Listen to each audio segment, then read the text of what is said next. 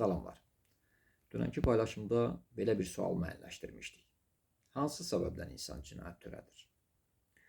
Bu sualın cavabı klassik anlamda milyonlarla dəfə verilib.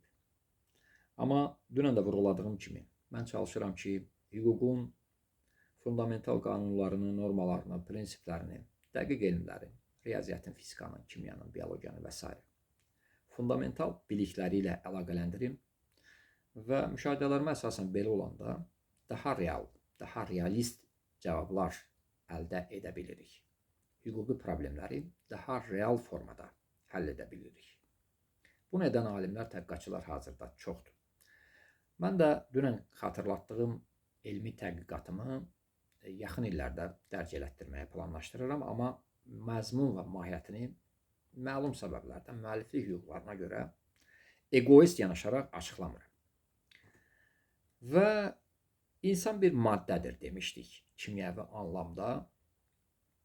İnsan maye halında yaranır, ana bətnində maye tərkibində inkişaf edir, dünyaya yarım yumşaq, yarım bərk halda gəlir. Amma insanın dünyada inkişafı üçün, böyüməsi, yetişməsi üçün mülayim, yarım plazmatik bir mühitə ehtiyac var. Yer kürəsinin atmosferi, bilirsiniz, oksigen, nitrogen və digər qazlardan ibarət. Və insan dünyasına dəyişəndə bərk hala keçir, daşlaşır. Dəfn olunan bir müddət sonra insan bədəni parçalanır və insan təkrar plazmatik mühitə geri dönür. Və təbii mühitdə olduğu kimi insanda da mənfi və müsbət əksliklər arasında get-gəllər təbiidir. İnsan xislətində cinayətə meyillik var. İnsan bunun qarşısını iki yolla ala bilər. Daxili tənzimləmə, vicdan meyarı və bir də xarici tənzimləmə vasitəsilə. Hüquq və dövlət meyarı. Və insan təbii mühitdən uzaq düşdükcə, ətraf mühit şərtləri ağırlaşdıqca cinayətkarlıq da artır. Dünən demişdik ki, Platona qayıdacağıq. Platonun dövlət əsərində belə bir mif barədə məlumat verilir. Qiq və yaxud Qiqes adlı bir çoban, namuslu, təmiz, saf, vicdanlı bir adam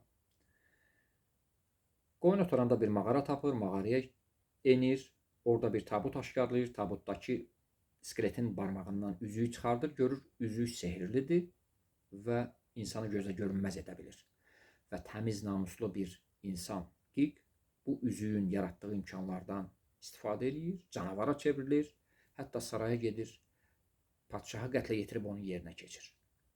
Və beləliklə insanlar vicdanlı ola bilərlər. Amma təəssüflər olsun ki, bu hamıya aid deyil və buna görə də cəmiyyətin idarə olunması üçün ədalətli hüquq normalarına və qanunlarına, ha belə dövlətə ehtiyac çox böyükdür. Hələlik.